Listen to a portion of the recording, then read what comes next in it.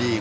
Bonjour William. On commence avec les filles. Les filles de foot se débrouillent plutôt pas mal jusqu'à présent. Elles se débrouillent très bien et on est à J-2 du quart de finale face à l'Allemagne. Et justement, elles ont voulu remercier le public français pour l'occasion. Je vous propose de les écouter.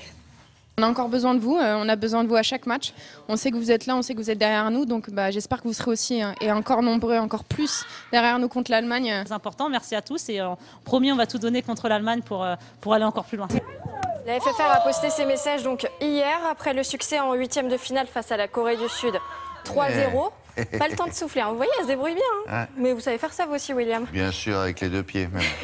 Les Bleus se sont immédiatement remises au travail, donc en vue du quart de finale face à l'Allemagne. Ce ne sera pas n'importe qui, c'est la meilleure nation du monde, selon le classement FIFA. En attendant ce choc, un autre match était cette nuit. La rencontre s'est terminée il y a quelques instants. Le Japon en bleu est tenant du titre face aux Pays-Bas.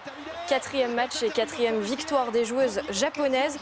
Victoire 2-0 grâce à Ariyoshi et Sakaguchi. Vous remarquez mes efforts de prononciation. Hein. Le Japon affrontera l'Australie en quart de finale samedi. Ah, bien joué ça. Et le deuxième but. Bon. Qu'est-ce qu'on a d'autre? On passe au basket. Les joueurs de Limoges sont rentrés à la maison pour fêter le titre. Je vous rappelle, ils ont gagné le titre donc ce week-end. On revoit les images. 3000 supporters sont venus rendre hommage à leur équipe et assister à la présentation du trophée qu'ils soulèvent. Rendez-vous donné devant l'hôtel de ville de Limoges. L'équipe a survolé le championnat cette saison. Elle a été sacrée après sa victoire en finale face à Strasbourg. C'est le 11e titre de champion de France pour Limoges et le deuxième consécutif. On passe au tennis. À Nottingham, Gilles Simon s'est qualifié pour les huitièmes de finale hier. Il a battu Marcel Granollers en un peu plus de 3 heures. Le Français a quand même sauvé 3 balles de match dans le deuxième set. Victoire bien méritée donc pour le finaliste de l'édition 2013 en 3 manches, 4-6, 7-6, 7-6. Caroline Garcia, elle a été battue au deuxième tour à Eastbourne hier par Andrea Petkovic, tête de série numéro 10. Défaite de la Française en 2 manches, 6-2, 6-4. On prend le large, William, avec Yvan Bourgnon, le navigateur de 44 ans, vient de boucler le premier tour du monde en voilier non habitable. C'est un défi qu'il a relevé en solitaire. Quel drôle d'idée. En tout, 55 000 km, 20 escales. Donc il lui a fallu, à votre avis, combien de temps pour faire le tour du monde? Aucune idée, alors là. 20 mois. Donc ça a été un peu semé d'embûches. Il s'est même échoué au Sri Lanka pour repartir un peu plus tard. Non habitable. Non habitable, oui. Mais il fait beaucoup d'escales? Il y en a eu 20. Donc il est arrivé hier sur les côtes normandes dans la ville de Et donc ça fait une Ouistreham. escale par mois, pas plus. Ça fait une escale par mois. C'est pas beaucoup, hein? Non, c'est pas beaucoup. Bon, qu'est-ce qu'on a d'autre?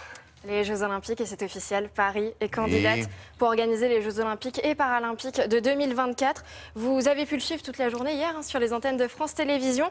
Mais on peut voir quelques images ensemble pour l'occasion. Les sportifs étaient mobilisés, parmi eux la sprinteuse Marie-Josée Pérec, Teddy Riner, Christophe Lemaître, Laura Flessel et j'en passe.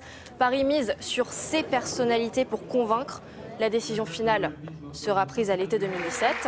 Mais avant les JO 2024, il y aura les Jeux de Tokyo en 2020.